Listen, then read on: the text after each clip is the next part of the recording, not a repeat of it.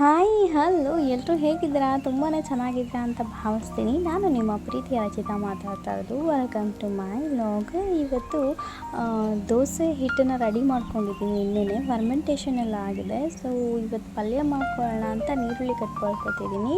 ನೀರುಳ್ಳಿ, ಮೆಣಸಿನ್ಕಾಯಿ, ಕಾಯೆಲ್ಲ ತುರ್ಕೊಂಡು ಸೈಡಲ್ಲಿ ಇಟ್ಕೊಂಡಿದ್ದೀನಿ. ಓಕೆ, ಬನ್ನಿ ನೋಡೋಣ. ಒಂದು ಪ್ಯಾನ್ ತಗೊಳ್ಳಿ. ಸಾಸಿವೆ, ಜೀರಿಗೆ, ಮೆಣಸಿನ್ಕಾಯಿ, ಕಡಲೆಬೇಳೆ, ಉದ್ದಿನಬೇಳೆ, ಮೆಣಸಿನ್ಕಾಯಿ ಹಾಕಿ ಫ್ರೈ ಮಾಡಿ.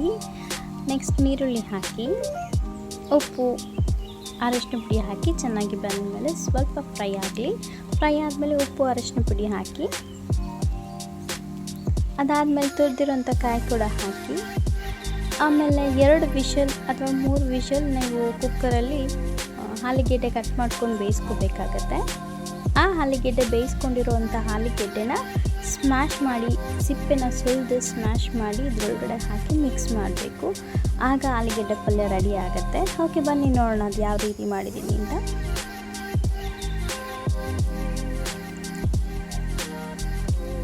ನೀವು ನೋಡ್ತಾ ಇರ್ಬೋದು, ನಾನು ಕುಕ್ಕರ್ ತಗೊಂಡು ಅದಕ್ಕೆ ತುಂಬ ಸುತ್ತಿದೆಯಲ್ಲ, ಸೊ ಹಾಗಾಗಿ ತಣ್ಣೀರು ಹಾಕ್ಕೊಂಡು ಸಿಪ್ಪೆ ಸುಲ್ತಾ ಇದ್ದೀನಿ.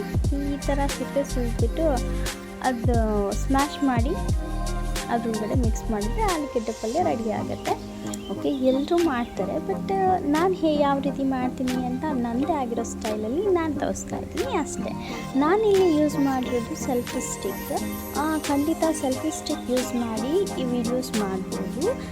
ವಿಡಿಯೋಸ್ ಕೂಡ ತುಂಬ ಚೆನ್ನಾಗಿ ಬರುತ್ತೆ.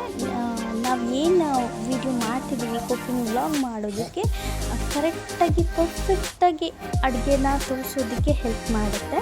ಸೊ ನನಗೆ ತುಂಬ ಇಷ್ಟ ಆಯಿತು. ಈ ಒಂದು ವಿಡಿಯೋ ಕ್ಲಿಪ್ಪಿಂಗ್ಸ್ ಎಲ್ಲ ತುಂಬ ಚೆನ್ನಾಗಿ ಬಂದಿದೆ ಅಂತ ನನಗೆ ಅನ್ನಿಸ್ತು. ಸೊ ಹಾಗಾಗಿ ಹೇಳ್ತಾ ಇದ್ದೀನಿ, ಸೆಲ್ಫಿ ಸ್ಟಿಕ್ಕಲ್ಲಿ ವೀಡಿಯೋಸ್ ಚೆನ್ನಾಗಿ ಬರುತ್ತೆ.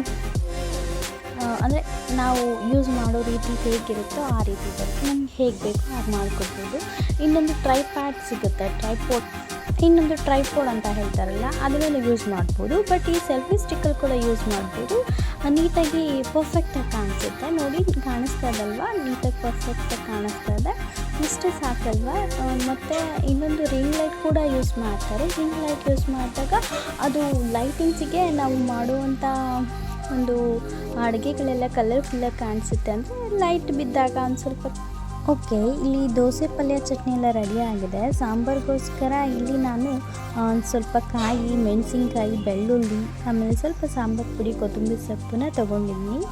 ಅದನ್ನು ಗ್ರೈಂಡ್ ಮಾಡ್ಕೊಂಡು ತಿನ್ ಪೇಸ್ಟಾಗಿ ಮಾಡ್ಕೊಳ್ಳಿ. ಫೈನ್ ಪೇಸ್ಟ್ ಆಗಬೇಕು. ಆಮೇಲೆ ಒಣಮೆಣಸಿನ್ಕಾಯಿ, ನೀರುಳ್ಳಿ ಕಟ್ ಮಾಡ್ಕೊಂಡು ಇಟ್ಕೊಳ್ಳಿ. ಒಂದು ಸ್ವಲ್ಪ ಎಣ್ಣೆ, ಸಾಸಿವೆ ಹಾಕಿ ಈ ಒಣಮೆಣಸಿನ್ಕಾಯಿನ, ನೀರುಳ್ಳಿನ ಚೆನ್ನಾಗಿ ಫ್ರೈ ಮಾಡಿ. ಸ್ವಲ್ಪ ಸಾಸಿವೆ ಹಾಕಿ, ಅದಾದಮೇಲೆ ಫೈನ್ ಪೇಸ್ಟ್ ಮಾಡಿರ್ತೀರಲ್ಲ ಅದನ್ನು ಇದರೊಳಗಡೆ ಹಾಕಿ, ಸ್ವಲ್ಪ ಉಪ್ಪು ಹಾಕಿ ಚೆನ್ನಾಗಿ ಫ್ರೈ ಮಾಡಿ ಕುದಿಸಿ. ಒಂದು ಫ್ಲೇವರ್ ಆಗಿರುವಂಥ ಒಂದು ಒಳ್ಳೆ ಸಾಂಬಾರು ರೆಡಿ ಆಗುತ್ತೆ. ಈ ರೀತಿ ಆಗುತ್ತೆ ಸಾಂಬಾರು.